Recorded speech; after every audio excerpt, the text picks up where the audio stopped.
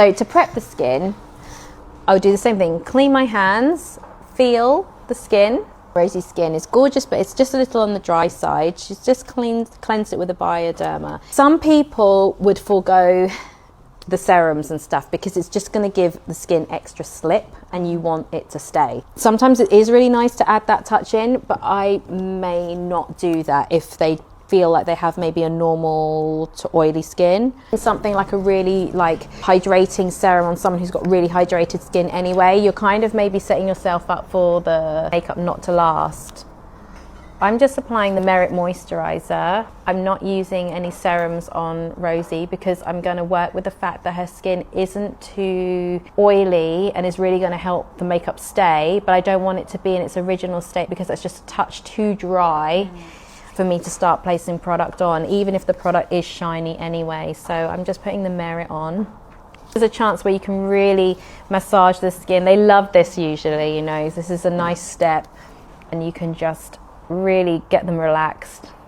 So I'm just putting the antipodes on. It's really important, guys, to put the lip care on at this stage so that it has time to marinate into the lip. So then by the time you get a lip on, especially if you've got a matte red lip, for example, it's not going to be all, you know, hard or crusty or whatever, sorry to use that word, but you know, cracked lips. They're very hydrated and ready to, you know, apply to them. So at this point, primer is very important. The two that I like to use are the Yves Saint Laurent Touche Eclat Blur Primer that I use for if someone has oily skin.